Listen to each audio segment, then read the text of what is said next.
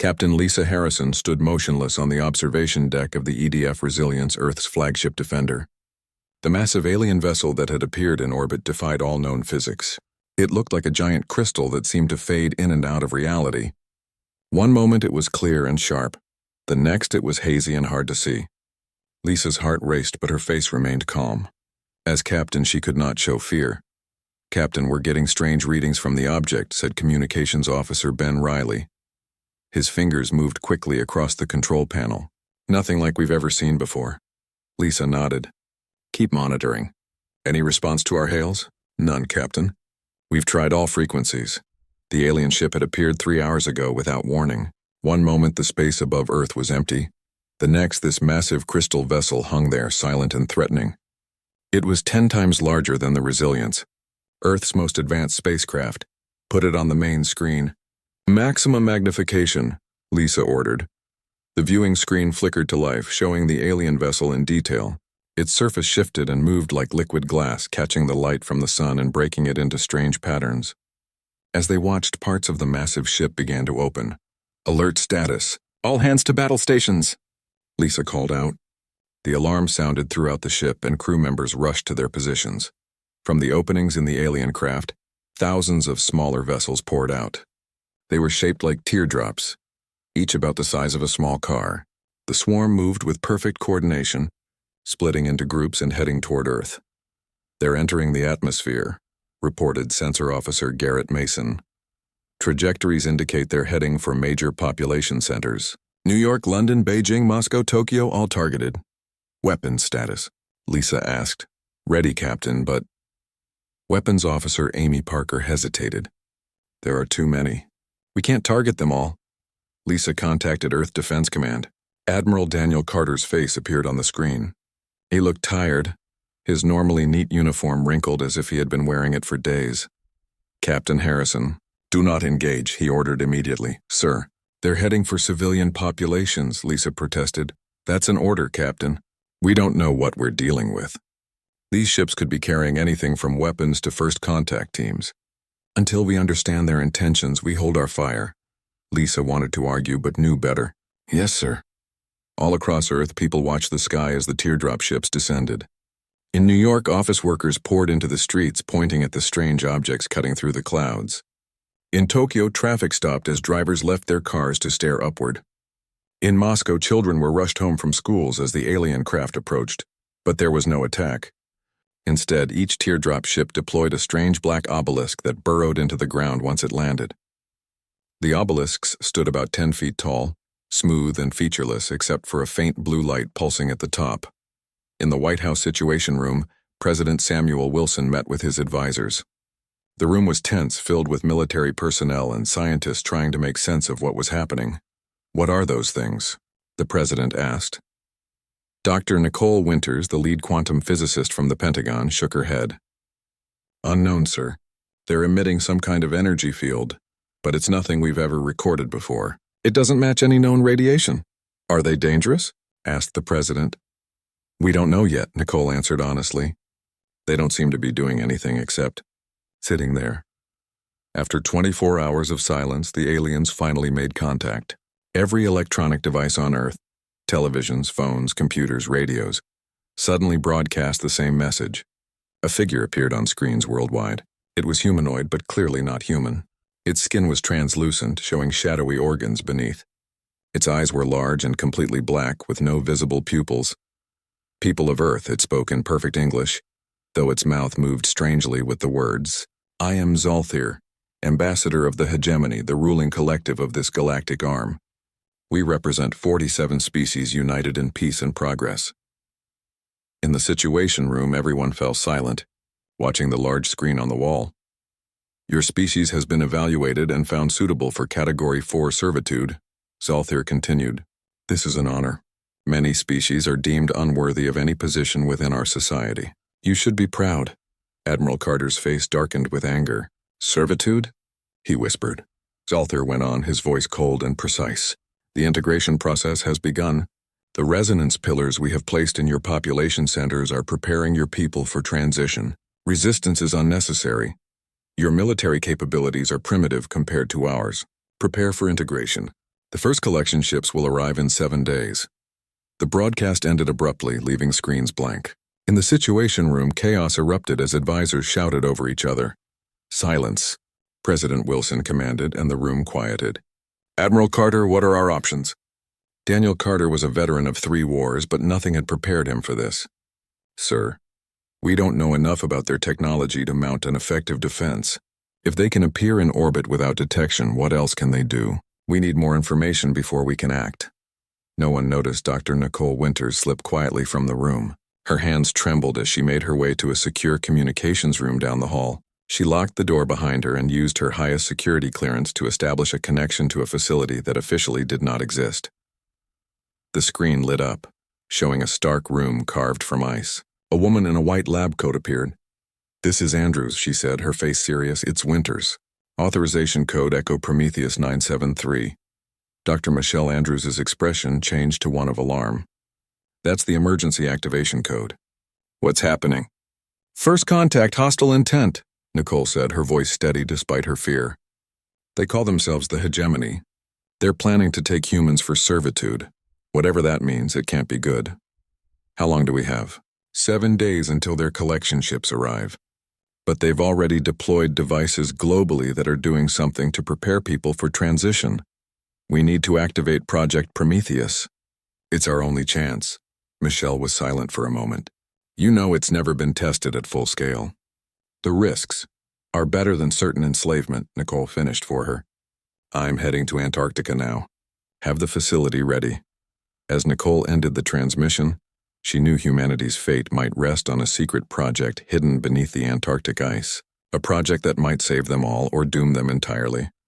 Dr. Nicole Winters stepped off the military transport plane into the biting cold of Antarctica. The wind cut through her heavy coat as if it were made of paper. A group of soldiers met her on the ice runway and quickly led her to a waiting snowcat vehicle. No one spoke. They all knew time was running out. The vehicle drove for 30 minutes across the empty white landscape. To anyone watching from above, it would appear they were heading nowhere. But Nicole knew better. Hidden beneath the ice was humanity's greatest secret and possibly its last hope. The snowcat stopped beside what looked like a small research station. Once inside, Nicole was escorted to an elevator disguised as a storage closet. The elevator descended for nearly 2 minutes, traveling deep into the ice. When the doors opened, Nicole found herself in a massive underground complex carved from the Antarctic bedrock. Scientists and military personnel moved with purpose through the facility. At the center stood an enormous ring-shaped device glowing with blue energy. This was the Prometheus Gate. Dr. Michelle Andrews greeted Nicole with a quick hug. "You made good time. We've been preparing since your call. How ready are we?" Nicole asked, her breath visible in the cold air of the facility. "As ready as we can be without ever having tested the full system," Michelle replied, leading Nicole toward a conference room where several people waited. Inside, Nicole recognized Dr. John Reeves, the quantum physicist who had first discovered the anomalous energy signature in human DNA 20 years ago. His discovery had been kept secret from the public. Beside him sat General Frank Cooper, the military overseer of Project Prometheus. "Dr. Winters," General Cooper nodded, "I understand the situation is critical. 7 days until the Hegemony begins collecting humans for servitude," Nicole confirmed. "And they've already placed devices in major cities worldwide that are doing something to people. We're calling them obelisks for now," Dr. Reeves spoke up. "We've been analyzing the data from these obelisks. They appear to be emitting a frequency that suppresses the quantum signature in human DNA, the very signature we've been studying." "In simple terms?" General Cooper asked. "They're making sure humans can't access their hidden abilities," Michelle explained. "The abilities we've theorized about for years but never been able to fully activate." Nicole looked at the faces around the table. "So we were right all along? Humans have some kind of latent power?" "It appears so," Dr. Reeves nodded. "And the aliens know it. That's why they're suppressing it before they collect us." "Tell me about our progress with Prometheus," Nicole said, turning to Michelle. Michelle pulled up images on the room's display screen. "For decades, we've known that human DNA contains something unique, an energy pattern that doesn't match anything in nature. Dr. Reeves theorized that under extreme duress, this energy could be channeled, maybe even weaponized. The screen showed videos of test subjects in controlled environments. In one, a woman under stress caused electronic equipment around her to malfunction. In another, a man somehow slowed his own fall during an accident. These were accidents, flukes, Michelle continued. We've never been able to reliably reproduce the effects until we built the Prometheus Gate. It's designed to amplify the quantum signature and broadcast it globally, potentially awakening this dormant ability in all humans. What happened during the 15 failed attempts? Nicole asked. General Cooper looked grim. The first few tests, nothing happened. Then we started seeing effects, but they were localized and quickly faded. The last test subject, he paused. He achieved partial activation but couldn't control it. The energy burned him out from the inside. Nicole swallowed hard. And you think we can do better now? With the world at stake? We have to, Michelle said simply. But we've learned from our failures. The process requires 5 anchors, humans with particularly strong genetic markers for the quantum signature. One person can't channel enough energy, but 5 linked together might generate a stable field. Do we have these anchors? Nicole asked. Michelle nodded. We've identified several candidates among military personnel. They're being brought here now. Over the next 3 days, the chosen anchors arrived at the facility. Lieutenant Eric Donovan, a Navy SEAL with an unusually strong marker, Sergeant Rita Mason, an Army Ranger, Captain Hector Rivera from Air Force Special Operations, Lieutenant Lisa Chen, a pilot with remarkable reflexes, and finally, Dr. Alan Fisher, a military scientist who had shown sensitivity to quantum fluctuations. As they prepared the volunteers, reports from the surface grew worse.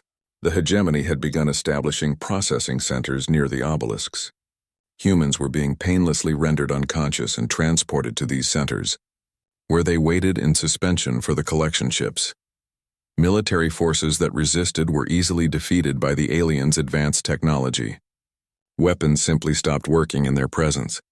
Aircraft fell from the sky when they approached the massive crystal ships. President Wilson, now operating from a mobile command center, contacted the Antarctic facility. His face on the screen showed the strain of sleepless nights. Dr. Andrews, Dr. Winters, I'm authorizing full activation of Project Prometheus. The Joint Chiefs agree. We have no conventional options left. Mr. President, Michelle said carefully, you understand the risks? We don't know exactly what will happen when we activate the gate at full power. The alternative is certain defeat, the President replied. Do it. The 5 anchors were connected to the Prometheus gate with a web of sensors and equipment. They sat in special chairs arranged in a circle around the central mechanism. Dr. Reeves explained what they needed to do. The key is fear, he told them. Not your own fear, but the collective fear of humanity right now. You need to channel it, focus it, and push it through the gate. Lieutenant Donovan looked skeptical. How exactly do we do that? We don't know precisely, Michelle admitted. This will either save Earth or kill you. Eric's reply was simple. For Earth. The others nodded in agreement. They were humanity's last hope. As the hegemony's ships approached the hidden facility, drawn by the energy buildup they could suddenly detect, Michelle activated the Prometheus gate. The ring began to spin faster and faster, blue energy crackling around it. The 5 anchors gasped as they felt the connection form between them. They could sense each other's minds, then the minds of everyone in the facility, and then, expanding outward, the collective consciousness of humanity. Eric, at the center of the link, focused on the fear he could feel from billions of humans facing enslavement. But instead of letting it paralyze him, he used it as fuel, just as he'd been trained to do in combat. The others followed his lead. The Prometheus gate pulsed once, twice, and then released a massive wave of blue energy that spread outward from Antarctica. It moved through solid matter as if it wasn't there, encompassing the entire planet in seconds. And everywhere it touched, humans began to change. The blue energy wave from the Prometheus gate spread across Earth in seconds. When it passed through humans, many felt nothing at first. Then came a strange tingling sensation, starting at the back of the neck and flowing down the spine. People stopped in the middle of streets, in offices, in their homes, as something awakened inside them. Major Olivia Chen was leading a desperate defense of Chicago when it happened. Her soldiers' weapons had proven useless against the alien crafts. The hegemony's processing center had already taken thousands of citizens. As the blue wave passed through her, Olivia gasped and fell to her knees. When she stood up again, the world looked different. She could see patterns of energy flowing through everything. The air, the ground, her weapons, and most clearly, the alien technology. Without understanding how, she reached out with her mind toward the nearest alien ship. She could feel its systems, its power source, the way energy moved through it, and with a thought, she disrupted that flow. The ship faltered, then crashed to the ground. "How did you do that?" asked her second-in-command, Sergeant Joe Wilson. Olivia stared at her hands in wonder. "I don't know. I can just see how their technology works now, and I can change it." Similar scenes played out around the world. Adam Rodriguez, a firefighter in Los Angeles, discovered he could control kinetic energy after the wave passed through him. When an alien ship fired on his team, he instinctively raised his hand and the energy blast stopped in midair, then dissipated harmlessly. In London, nurse Kate Blackwell found she could heal injuries by touching patients and willing their cells to regenerate. In Moscow, subway driver Dmitry Petrov realized he could create force fields. In Rio de Janeiro, teacher Maria Santos discovered she could understand and speak the aliens' language. Each human's ability was different, unique to them. Some were subtle, others powerful. But all across Earth, humanity was changing, evolving in real time. In the Antarctic facility, the 5 anchors connected to the Prometheus Gate were at the center of it all. Through their link, they could sense what was happening globally. They felt each new awakening, each discovery of power. "It's working," Lieutenant Eric Donovan whispered, his eyes glowing with blue energy. "Everyone's changing." Dr. Michelle Andrews monitored their vital signs with growing concern. The strain on their bodies was intense. "We need to ease the load on them," she told Dr. Nicole Winters. "They can't maintain this connection indefinitely." But before they could adjust the system, alarms blared throughout the facility. "Hegemony ships approaching," a technician called out. "They've found us." Above the hidden base, 3 alien vessels hovered, their weapons charging. They had detected the source of the energy wave and moved to destroy it. Inside the facility, screens showed the ships preparing to fire. "They'll destroy the whole base," General Cooper said grimly, "and with it our only chance." But Commander Grace Williams, who had been piloting a defense shuttle near the base, had also been changed by the wave. As she watched the alien ships from her cockpit, she suddenly realized she could perceive their propulsion and weapon systems. More than that, she could affect them with her thoughts. Grace closed her eyes and concentrated.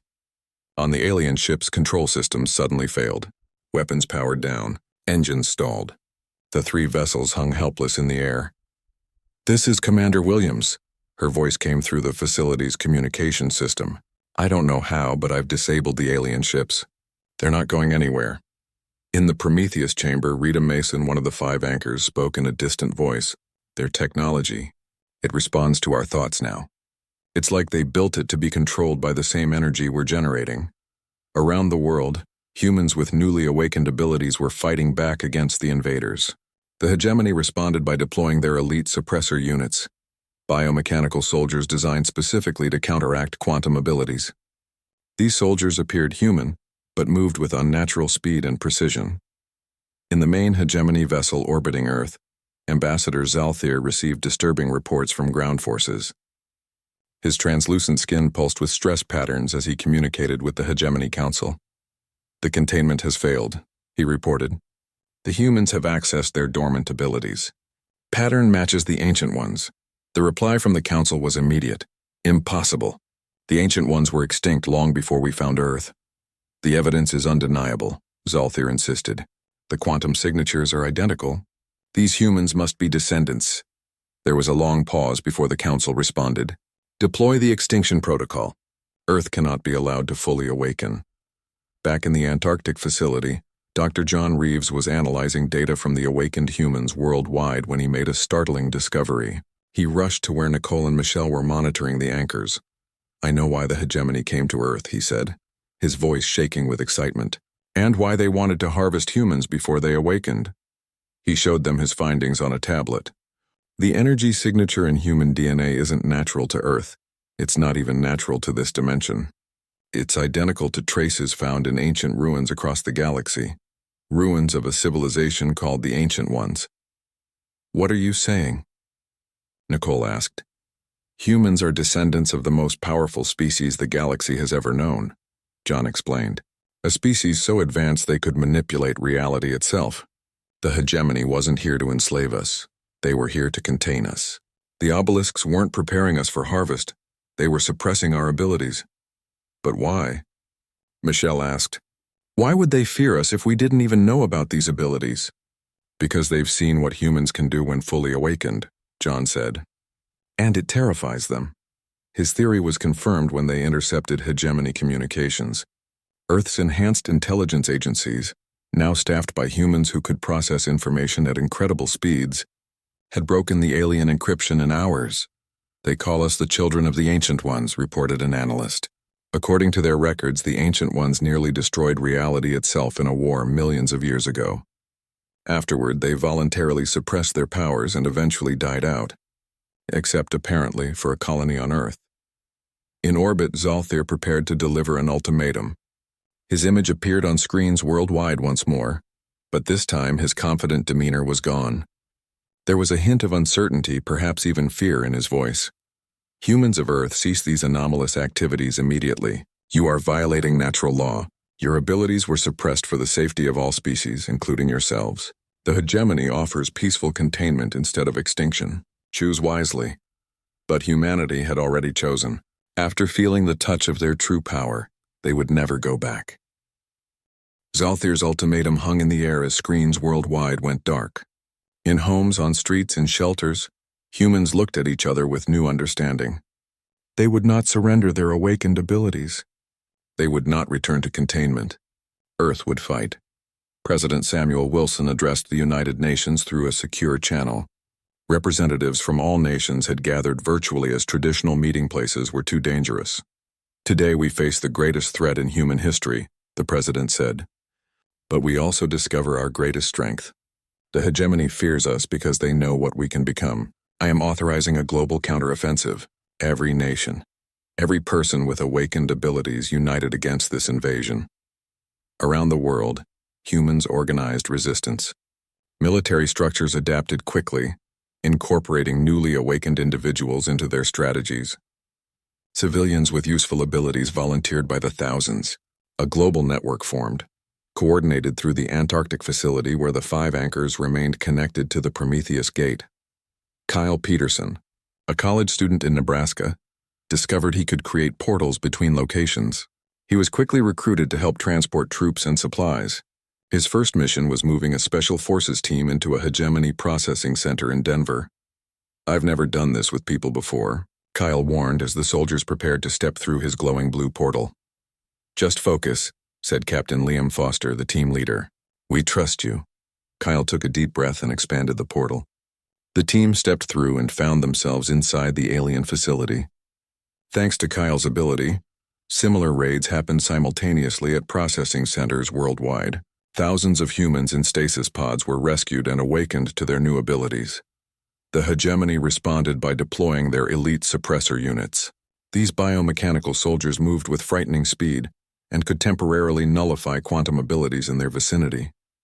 They wore armor made of a shifting crystal material similar to their ships and carried weapons that fired bursts of disruptive energy. In Seattle, Karen Mitchell, a retired teacher, found herself facing 3 suppressors as she helped evacuate a school. The aliens advanced on her, their weapons ready. Karen had discovered she could heal injuries by manipulating cellular entropy, but had never tried to fight. As the suppressors raised their weapons, Karen reached out with her mind, focusing on the complex biomechanical systems within the alien soldiers. Instead of healing, she reversed her ability, accelerating entropy rather than stopping it. The suppressor's organic components rapidly aged and failed. They collapsed, their crystal armor shattering. Karen stared at her hands in shock. I didn't know I could do that, she whispered. Similar discoveries happened everywhere as humans learned to expand and adapt their abilities. Each person's power was unique, unpredictable, and growing stronger with use. The hegemony found themselves facing billions of awakened humans, each a potential threat. In the Antarctic facility, Dr. Nicole Winters received reports from around the globe. The Prometheus field is still expanding, she told Michelle Andrews. It's reached our colonies on Mars and the Moon. Everyone with human DNA is awakening. The 5 anchors connected to the gate had been in a trance-like state for days, their bodies sustained by medical equipment. Their minds were elsewhere, spread across the quantum field they had created, guiding and strengthening it. Through their connection, they sensed a new threat forming. The Hegemony Council had authorized their most powerful weapon, a planet killer that could reduce Earth to molten slag. Lieutenant Eric Donovan, the central anchor, spoke through parched lips. "They're preparing to destroy Earth. We need to strengthen the field." Admiral Daniel Carter, who had taken command of Earth's defense from the Antarctic base, looked grim. "How long do we have?" "Hours," Eric replied. "They're charging their main weapon now." Admiral Carter contacted all Earth forces. "This is the final push. We need to disable that weapon before it fires." Around the world, humans with the strongest offensive abilities were gathered for a coordinated attack. Major Olivia Chen, who could manipulate electronic systems, led a team of similarly gifted individuals. Their mission was to infiltrate the hegemony ships and disable their systems from within. Commander Grace Williams, now controlling 3 captured alien vessels, would lead the space assault. Her ability to perceive and control alien technology had grown stronger every day. On the ground, Adam Rodriguez coordinated with others who could manipulate energy. They would create disruption fields to prevent smaller hegemony ships from interfering with the main assault. The counterattack began with Kyle Peterson creating a series of portals directly into the hegemony vessels. Through these portals, strike teams entered the alien ships. Battles raged through crystalline corridors as humans faced suppressors in close combat. Major Chen's team reached the control center of one ship and began shutting down communications between the hegemony fleet. Commander Williams engaged the main vessels, her small force of captured ships moving with impossible precision as she controlled them with her mind. In orbit, the massive hegemony mothership positioned itself above Earth. Its central chamber glowed with building energy as the planet killer charged. The weapon was powered by a miniature artificial star, contained within layers of quantum fields. Despite humanity's efforts, they couldn't reach the mothership in time. The weapon reached full charge, and a massive energy beam lanced down toward Earth. In the Antarctic facility, alarms blared as sensors detected the incoming attack. "Impact in 30 seconds, a technician announced, voice shaking. The 5 anchors connected to the Prometheus gate stirred. "We can stop this," Eric Donovan said. "Together." They reached out through the quantum field, connecting with every awakened human on Earth. For a moment, billions of minds touched, united in a single purpose. The collective will of humanity flowed through the anchors and into the Prometheus gate, which pulsed with blinding blue light. As the hegemony's energy beam approached Earth, it met a shimmering blue shield that had formed around the planet. The beam struck the shield and stopped. For a moment, the energies battled, neither giving way. Then slowly, the beam began to bend. On the hegemony mothership, Zalthir watched in horror as Earth's shield reflected their planet-killer beam back toward them. The redirected energy struck the mothership and cut through it like a knife. Secondary explosions chained through the vessel as its power core destabilized. "Emergency jump," Zalthir ordered. "Get us out of this system!" But it was too late for many of the hegemony ships. The reflected beam destroyed a third of their fleet before they could escape. The remaining vessels, including Zalthir's damaged command ship, activated their drives and vanished into hyperspace. As the hegemony fled, cheers erupted around the world. Humanity had defended itself against an enemy that had ruled the galaxy for millennia. The shield slowly faded as the 5 anchors released their hold on the collective field. In the Antarctic facility, the anchors collapsed, exhausted but alive. As medical teams rushed to care for them, Lieutenant Donovan opened his eyes and smiled weakly. "Did we win?" he asked. Admiral Carter nodded. "They're running. Earth is safe." But Dr. John Reeves looked troubled. "For now," he said. "But they'll be back. And next time they'll bring everything they have." 6 months passed since the hegemony retreat from Earth. Humanity had changed forever. The awakened abilities remained, growing stronger as people learned to use them. Cities damaged in the invasion were rebuilt with incredible speed thanks to these new powers. Some could move heavy objects with their minds. Others could reshape materials. And many could enhance natural processes like plant growth. In what had once been a hangar at the Kennedy Space Center, a new ship took form.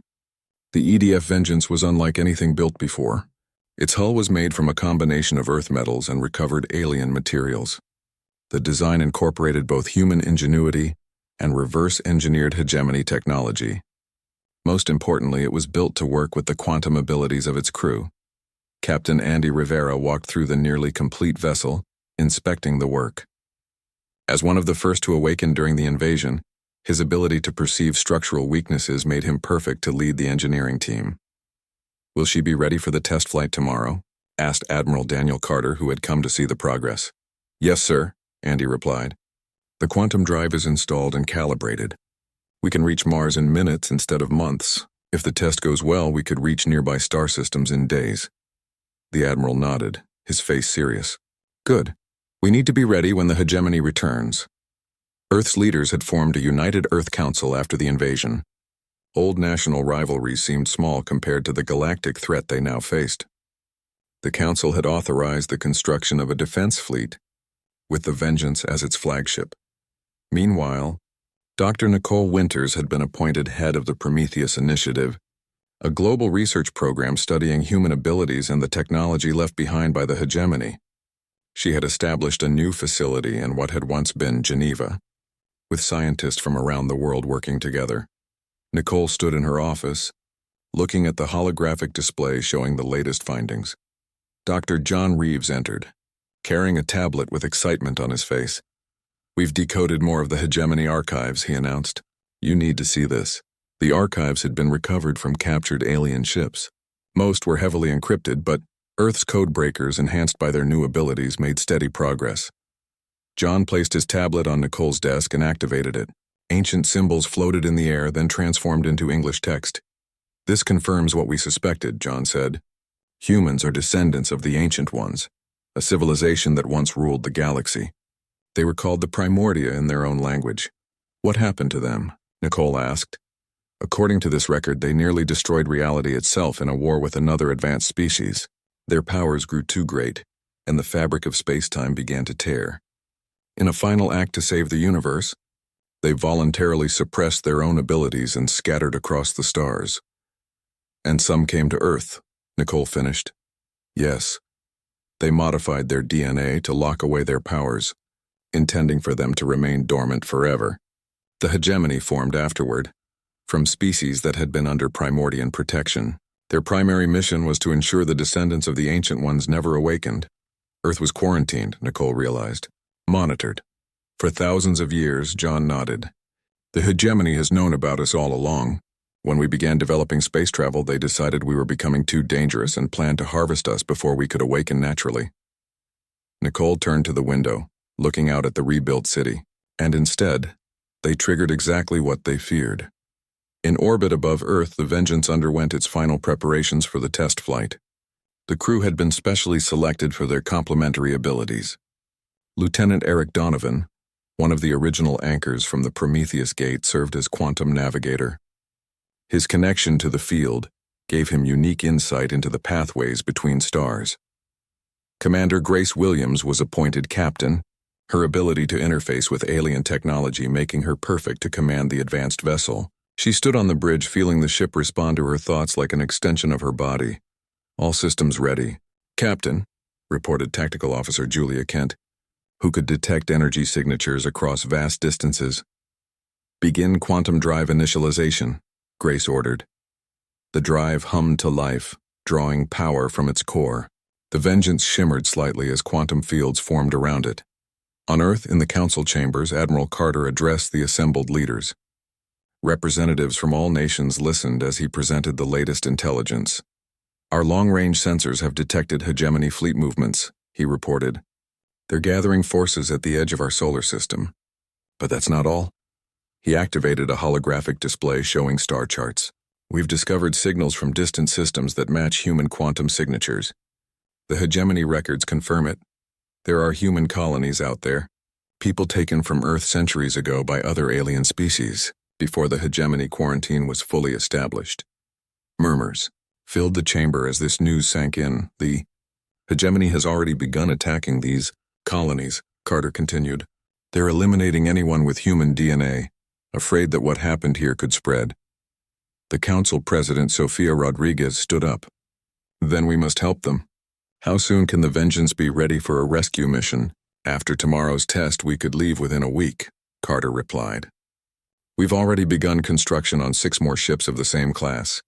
In space, the Vengeance completed its first jump, traveling from Earth to Mars in less than 3 minutes.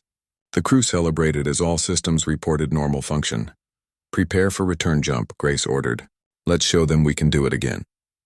As the ship reappeared in Earth orbit, Admiral Carter contacted them with new orders. Test successful, Vengeance. Begin preparations for extended deployment. Your mission is to locate the human colonies and make first contact before the hegemony reaches them.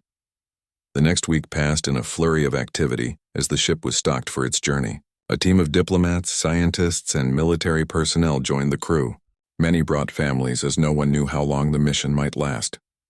On the day of departure, Admiral Paul Martinez, newly appointed commander of Earth's defense fleet, addressed the crew from the launch platform. You carry the hopes of Earth with you, he said, his voice solemn. Your mission is clear. Find our lost brothers and sisters, liberate them, and show the galaxy that humanity has remembered its power. The hegemony ruled through fear for too long. It's time for a new order, one based on freedom and cooperation. Captain Grace Williams stood at attention, then saluted. We won't fail, Admiral. As the Vengeance prepared to depart, Dr. Nicole Winters contacted Grace from the Prometheus facility.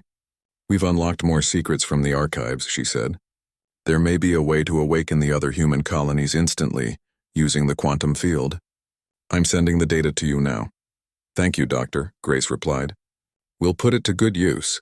The Vengeance powered up its quantum drive, the energy building to levels never before seen on Earth. In a flash of blue light, the ship vanished, carrying humanity's message to the stars. Back on Earth, Nicole looked up at the night sky. Somewhere out there, the descendants of the Ancient Ones were about to rediscover their heritage. The hegemony had awakened humanity, thinking to enslave them. Instead, they had unleashed a power that would reshape the galaxy. Earth's wrath was coming, not for revenge, but for liberation.